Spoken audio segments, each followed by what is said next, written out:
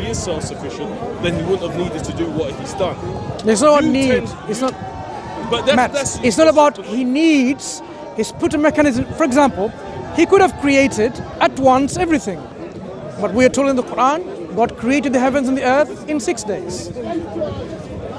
There's a process that he's employed. He could have just done just like that everything. He could have created human beings without making them into babies and developing and so on, right? Exactly. So you can question everything, Yes. but what you're not understanding is the wisdom in these steps and transformations and these processes.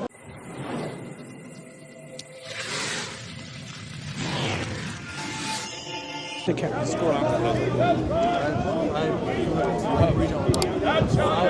It's okay. It's all right. It's available online as well. You was asking a question? Yeah, so I understand what you're saying in terms of the inconsistencies that you see, especially from a human perspective. Yeah. I also understand that you said God is self-sufficient. But in the Bible and in the Quran as well, God always uses prophets to help spread his word or to essentially do his bidding. So how is that an example of self-sufficiency? Yeah. There may be no creation and still God is self-sufficient. He doesn't need anyone. He sends, this is called mechanisms. You see, just to give you an example. Imagine now this gentleman said, God spoke to me personally to tell you that you need to give all your possessions to me. God spoke to him personally. Yeah? Rather than through the agency of prophets and messengers, God directly spoke to him. Yeah. Right? Would you give all your possessions and your bank accounts and everything? Because if that was the case where everyone's claiming we have individual revelation, it's going to be a problem. So what God has done is given us an efficient, effective mechanism in which the message can be given to us, to reach us through prophets and messengers. So he's using other people, essentially. Yeah. He's guiding us through different ways. Why is he doing that? That's the question. Why? Because he loves us and cares for us. Because one of his names is Al-Wadud, the loving one. The one of his names is most merciful, Ar-Rahman, Ar-Rahim, the one who's gracious and merciful. So these attributes are being reflected on his creation. To give you an example, if you are a painter, painting manifests. Okay. If God is a creator, creation manifests. Okay. His attribute is manifesting into reality. But the claim of self-sufficiency could be argued against when he's using prophets to spread his word and to do his bidding. I just told you, God could simply, in fact, God has given us several mechanisms, but people sometimes abuse these mechanisms. Like, we believe that every child is born in a state of fitra, a state of disposition, natural disposition, to know God, to thank God and be grateful to God and to worship God alone. This is the natural disposition. But what happens is the immediate environment, the family, friends, they influence and condition that child to be something other than on this natural state of belief. Okay. So, that could have been okay. But there are people out there with their own Objectives and agendas. agendas, because human beings, they're free agents in a limited degree. You see, some people want to, I want more wealth, I want more money, I want more cars, I want more women, and so on, even if it means to rob, to steal, to kill, and so on, isn't it? Unjustly. So these feelings are there which makes up the human beings. So because of this kind of greed, envy and ego and so on and so forth,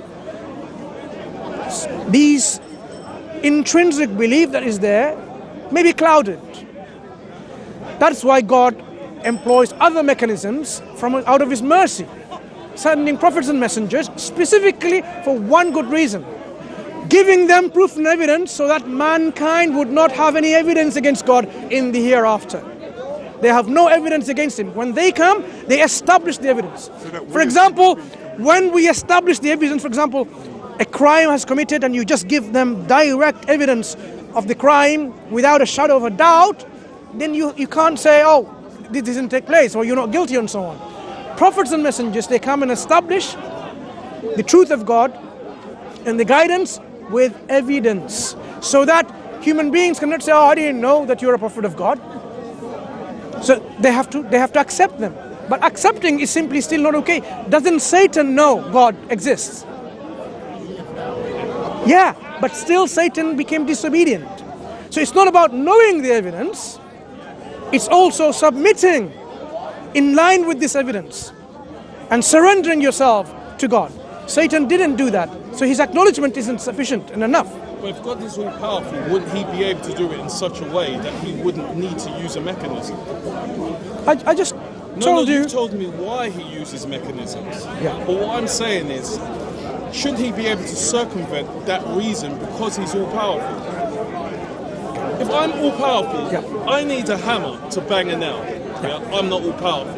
If I was all powerful, I wouldn't need a hammer to bang a nail. Okay. That's the point that I'm making. Sure. So it's like asking, isn't God all powerful to prevent a murder, a rape taking place? It's like, imagine now someone wants to stab you and butterflies.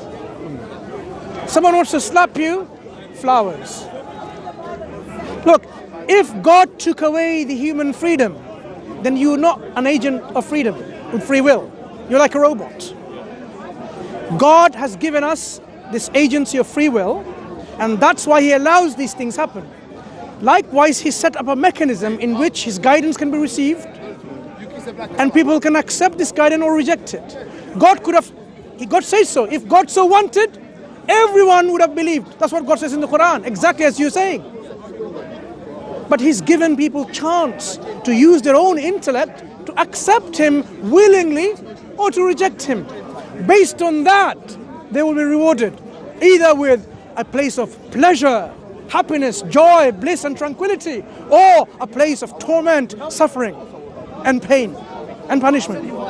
People need to know that yes, a gift that we have, the gift of free will, is an important gift.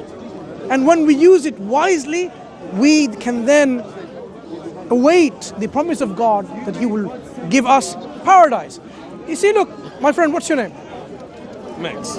Max. Yeah. Max.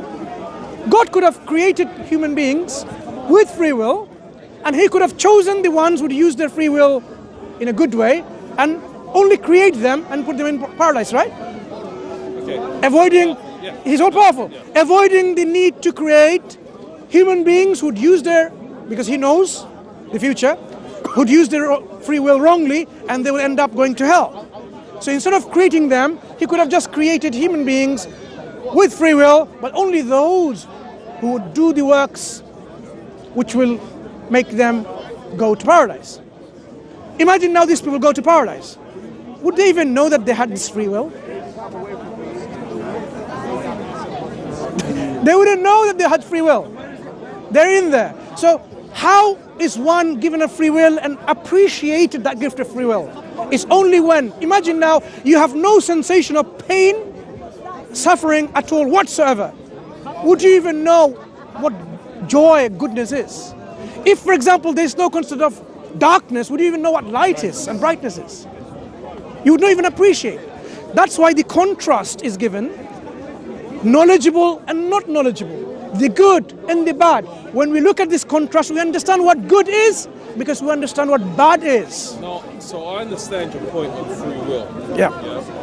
But my point was essentially him using agents to express his view and to do his bidding questions his self-sustainability. How? That is the point. How does it? Someone could look at it and, like myself, and then say, why did he use that person? You can come with your view, and as you explained eloquently, and then someone else could say, no, the reason why he's used him is because he's had to use him. Not necessarily. If you're a manager and you delegate to somebody, is the manager self-sufficient? So in that sense, there is a... Why you make a distinction now? Because there's...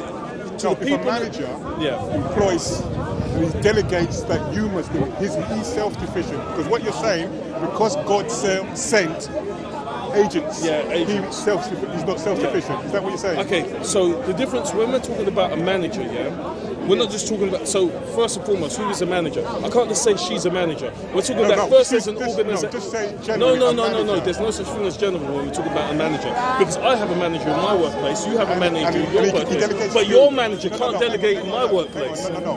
In your workplace, your manager delegates to you. Within the framework of our organisation, my manager has the power. It's very simple. A manager in your workplace, you're under him, he delegates to you. Yes. Or your foreman delegates to you. Yeah. Is he self-sufficient? That's the answer. The Within the boundaries of my workplace, my manager is self-sufficient.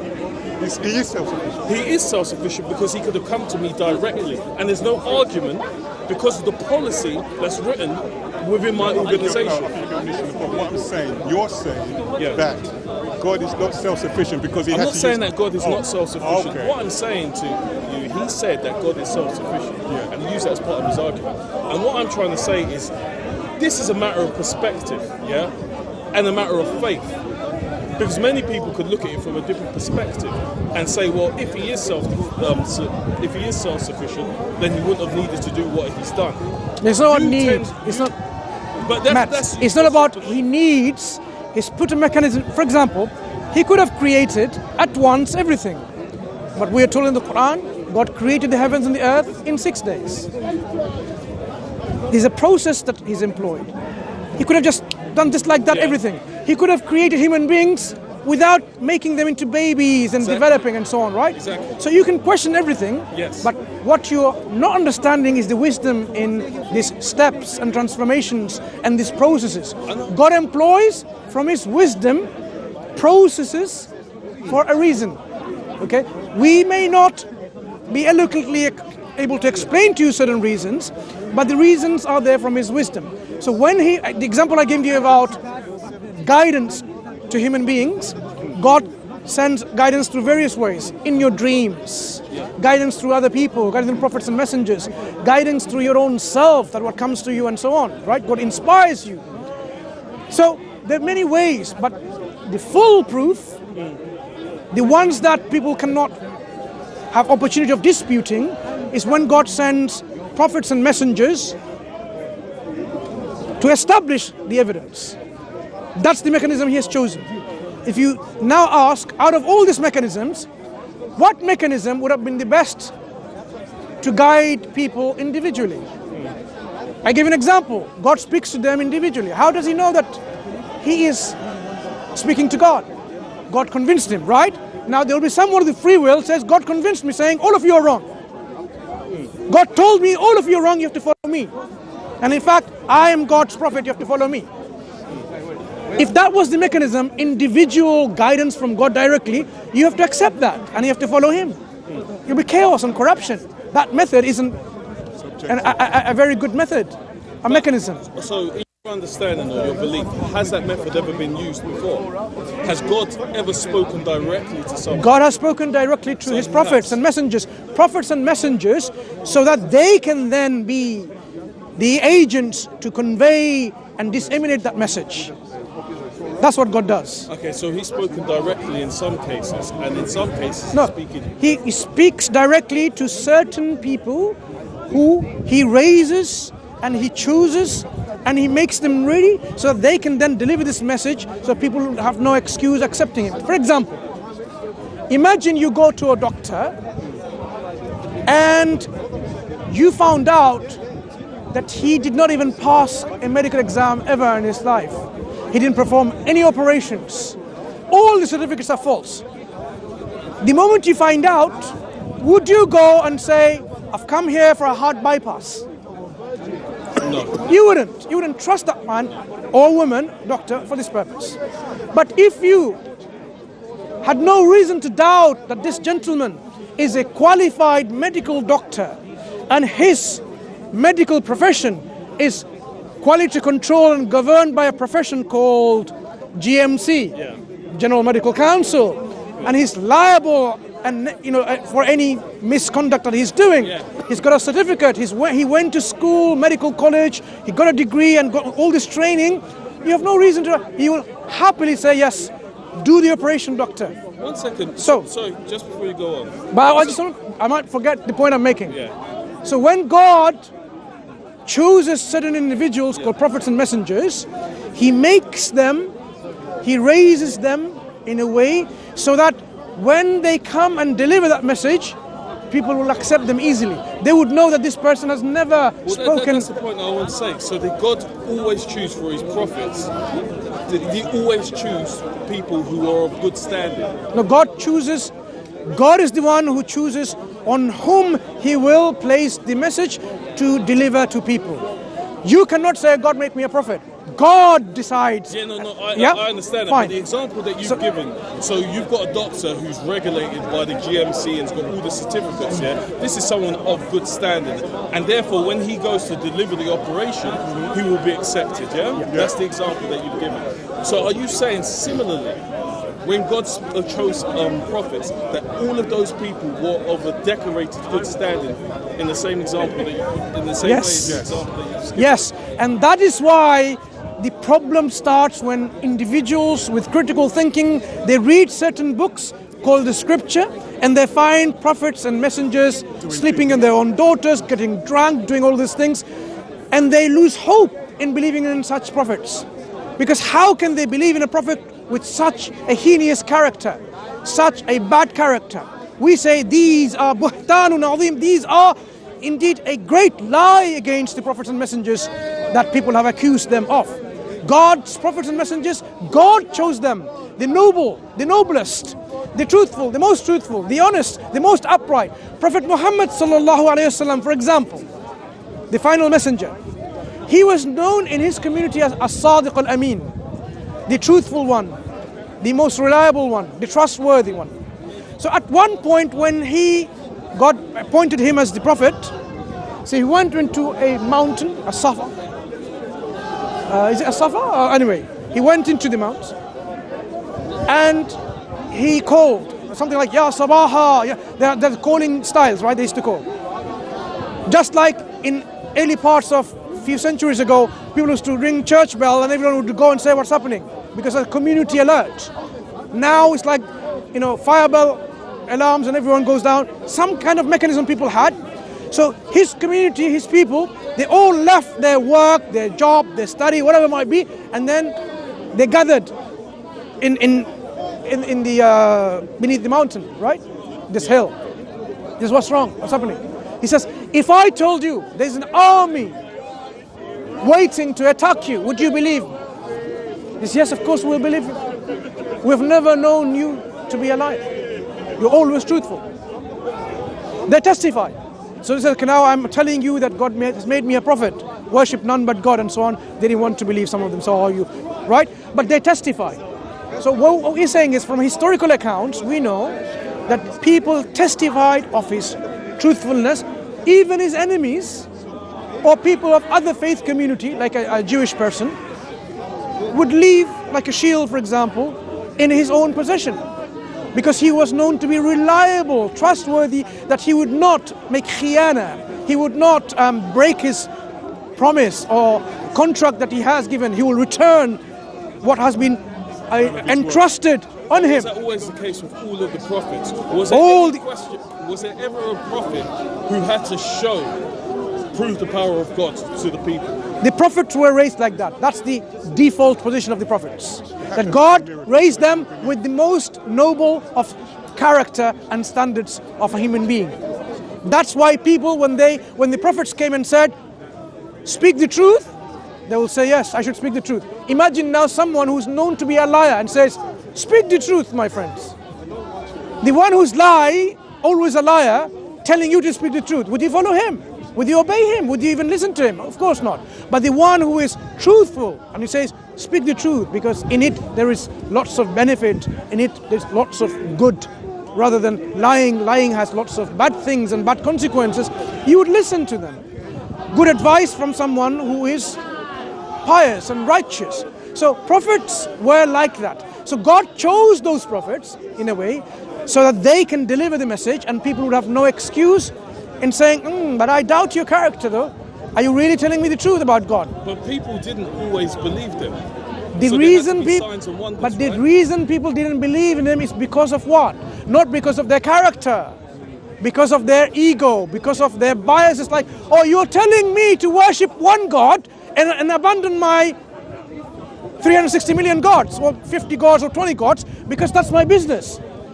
When during the pilgrimage times people come and bring me all this money and goods and so on, you telling me that I have to abandon all of them? No more business. So it will impact their economy.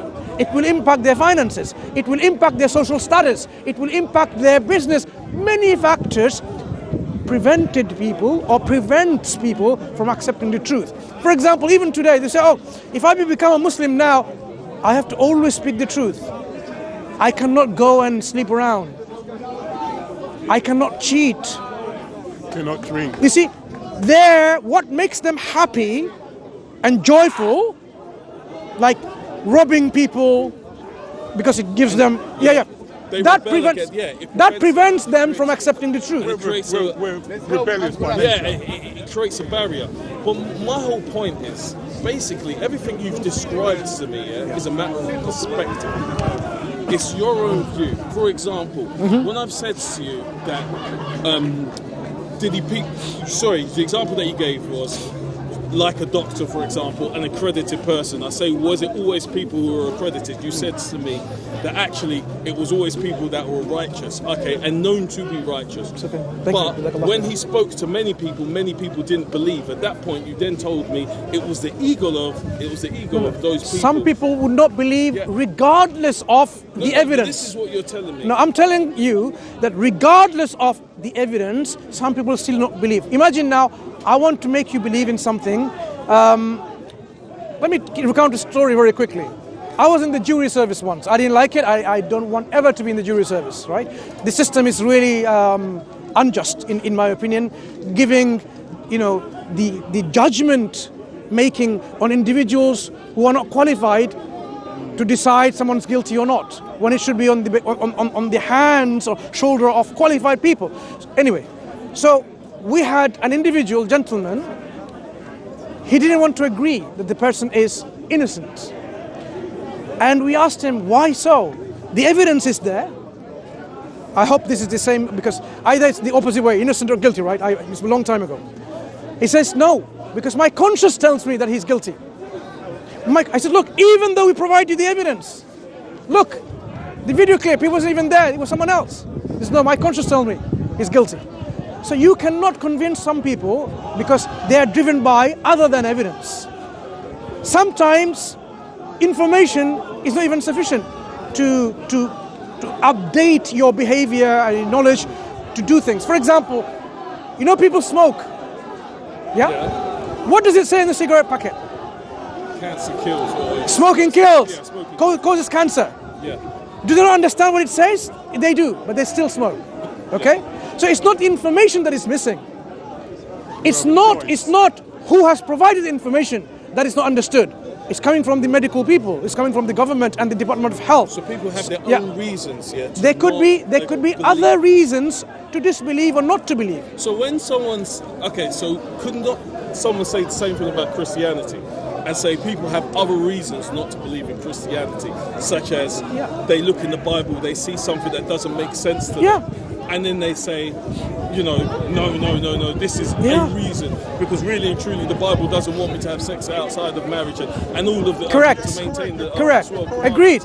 Similar with Islam. I may reject it for whatever reason. This religion, because it says you can do sacrifice and Hajj, and I'm a vegetarian, so I can't accept Islam. People make this kind of excuses. My point is, all of this comes down to a matter of faith. Yeah? Matter of what? A matter of faith. Personal decisions based on what? Not on truth, but based on whims and desires. This is what God wants us to leave aside, your personal whims and desires, and submit to the truth. That is the standard. But even when we put aside our personal desires, You can't. If you do, then you'll accept the truth. Okay, and then you would accept the truth. But then the truth will become a matter of perspective to that individual. No.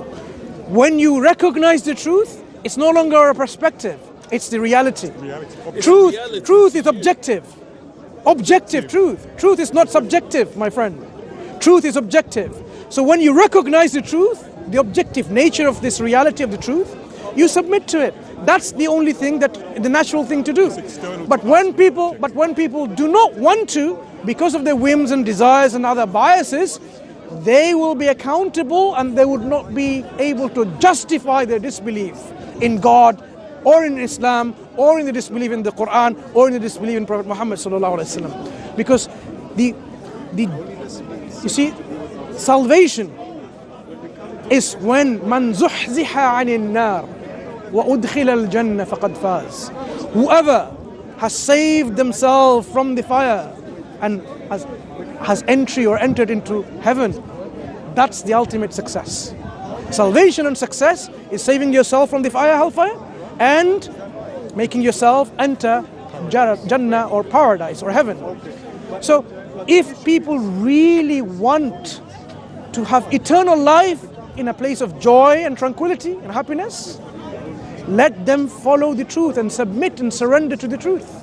But if they want to follow a path which will lead them to hellfire, then let them be ready for that, because there will be a time when the judgment day comes, your own hands, your own mouth, your own legs will speak against you. You will say, well, how? How is my skin? How is my limb speaking? God says, God has given us the ability to speak now. So that I walk to there. I did this. Like if you kill someone unjustly and so on and so forth. You don't have to say. The records will be provided of everything you do. We believe there are scribes recording every details of our good actions and bad actions, right? With us. They're with us. Just like, it's so easy to understand now. In your mobile phone, you can record the video and you can have it there and the camera is recording. So we have angels recording all our good deeds and bad deeds, and they will then present these actions and you will see them. You will not be able to deny. This is where you did bad things. You lied, you cheated, you robbed, you killed, you raped, you massacred, whatever. Or you did these good things. You helped the poor. You gave charity. You spoke truth. You were kind to a person. You fed the poor. All good things, right? They will be there. And you believed and you worshipped God and you were grateful to Him. You didn't ascribe any partners to. Everything will be presented and your deeds will be put on a scale. The good and the bad. That day is a tremendous day. When in that day, يَوْمَ يَفِرُّ الْمَرْءُ مِنْ أَخِيهِ وَأُمِّهِ وَأَبِيهِ وَصَاحِبَتِهِ وَبَنِيهِ لِكُلِّ امْرِئٍ مِّنْهُمْ يَوْمَئِذٍ شَأْنٌ يُغْنِيهِ. In that day, يَوْمَ يَفِرُّ الْمَرْءُ مِنْ أَخِيهِ. On that day, the man will flee from his friends, from his brother, because his brother cannot save him. From his وَأُمِّهِ وَأَبِيهِ وَأُمِّهِ. From his mother and father. وَصَاحِبَتِهِ وَبَنِيهِ. From his companions, from his mates, from his children. Because on that day, imagine now, if something happens now here, you would die to save your children. You would give up your own life to save your children. But on that day, you will flee from them. You will flee from your parents. You will flee from your children, because no one can save you. In that day, the terrible day, because you will be in front of God, accountant, and be ready to be judged. So this is something that is such a tremendous day that nothing will be happening. In that day, you will see. If you have done any good, you will see it. Do you know the ayah of the Quran? شَرًّا يَرَى and خَيْرًا يَرَى فَمَنْ يَعْمَلْ مِثْقَالَ ذَرَّةٍ خَيْرًا يَرَى وَمَنْ يَعْمَلْ مِثْقَالَ ذَرَّةٍ شَرًّا يَرَى. Whoever has done an atom weight of good, like a weight, a good, small like a small ant, like an atom, a mustard seed, whatever, the smallest thing. If you have done that good, you shall see it. If you have done the smallest thing, an atom weight of evil, you should see it. And God is لَيْسَ بِظَلَّامٍ لِلْعَبِيدِ. He is not unjust in any way or shape to His slaves, to His creation. So in that day, justice will be done with utmost justice. No one can save apart from God Himself. That's why in our mats, I know you're ready to depart maybe, we pray at least 17 times a day with this مالك يوم الدين إياك نعبد وإياك نستعين اهدنا الصراط المستقيم. I've just quoted 2 or 3 ayah from first chapter of the Quran, that we say, you are the owner, the king, the master of the day of judgment. To you we worship, and from you we ask for help, because there was no one to help us on that day. And we say, Ihdina siratal mustaqim, show us, establish us, guide us on the true path. The path of those that you are happy with, you are pleased with, not the path of those who went astray or they received anger.